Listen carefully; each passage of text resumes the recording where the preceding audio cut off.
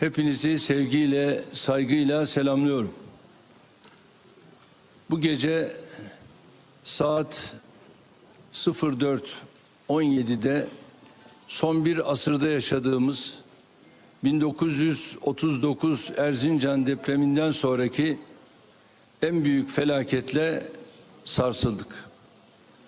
Merkezi Kahramanmaraş'ın Pazarcık ilçesi olarak tespit edilen ve son değerlendirmeye göre momentensör büyüklüğü 7,7 olarak ölçülen deprem geniş bir alanda hissedildi.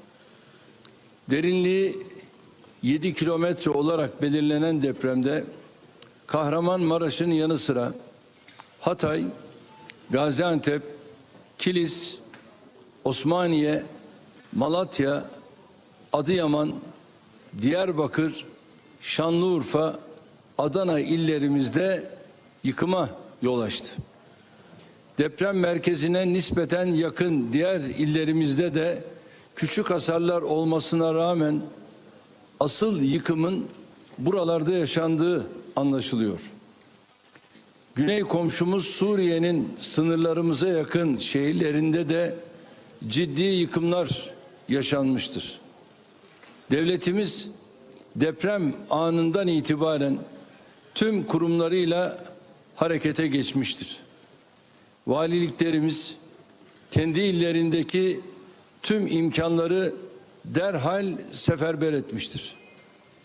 Depremden etkilenen 10 ilimize mevcut valiliklerimizin yanına onlarla birlikte çalışacak 10 vali daha görevlendirilmiştir. AFAD ve Kızılay gibi doğrudan afet görevi olan kurumlarımız ekiplerini bölgeye göndermişlerdir.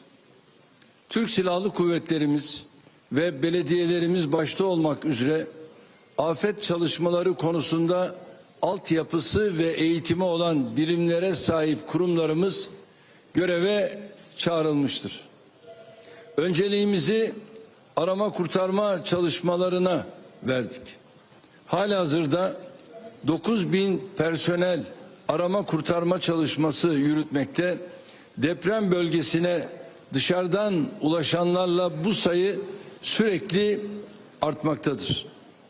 Depremin ağır hasara yol açtığı illerimizde yıkılan binaların altında kalan vatandaşlarımızın tespiti ve kurtarma faaliyetleri kesintisiz şekilde sürüyor. Biz de depremin yaşandığı andan itibaren gerek bölgeyle gerek Ankara'daki arkadaşlarımızla temasa geçerek çalışmaları yakın takibi aldık. Ankara'daki koordinasyon merkezimiz Cumhurbaşkanı Yardımcımız Fuat Oktay'ın başkanlığında hemen faaliyete geçti. Bakanlarımız deprem bölgesindeki şehirlerimize giderek çalışmaları yerinde koordine etmeye başladılar. Yakın yerlerden başlayarak ülkemizin dört bir yanından deprem bölgesine arama kurtarma ekipleri ve ekipmanları, yardım malzemeleri sevk edildi ve sevk ediliyor.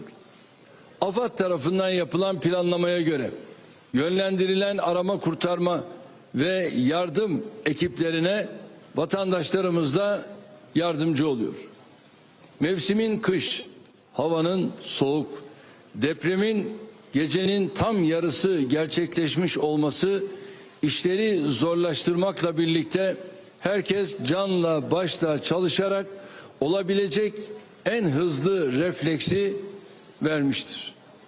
Şu ana kadarki tespitlere göre 912 vatandaşımız hayatını kaybetmiş. 5385 vatandaşımız yaralanmıştır.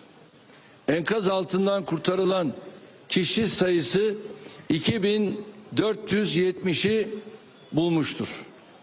Yıkıldığı tespit edilen bina sayısı 2818'dir. Deprem bölgesindeki pek çok binada enkaz kaldırma çalışmaları sürdüğü için ölü ve yaralı rakamının nereye kadar yükseleceğini bilemiyoruz. Temennimiz en az can kaybıyla bu felaketi atlatmış olmamızdır. Tabii böyle dönemlerde ulaşımın ve iletişimin sağlıklı yürütülmesi büyük önem taşıyor. Bunun için bilhassa enkaz bölgelerine giden yolların açık tutulması, iletişim araçlarının sadece zorunlu durumlarda kullanılması gerekiyor. Yardım için bölgeye gidecek kişi ve kurumlar mutlaka AFAD ile koordinasyon içinde hareket etmelidir. AFAD koordinasyonu dışında bölgeye gönderilen yardımlar hem kargaşaya yol açmakta hem de amacına ulaşması zorlaşmaktadır. Uluslararası yardımlar için de ülkemizle temaslar kurulmaya başlanmıştır. NATO ve Avrupa Birliği yanında 45 ülkenin yardım teklifleri tarafımıza ulaşmıştır.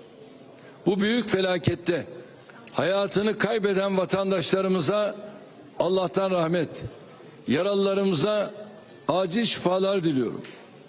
Ülke ve millet olarak birlik ve beraberlik içinde inşallah bu felaket günlerini de geride bırakacağız.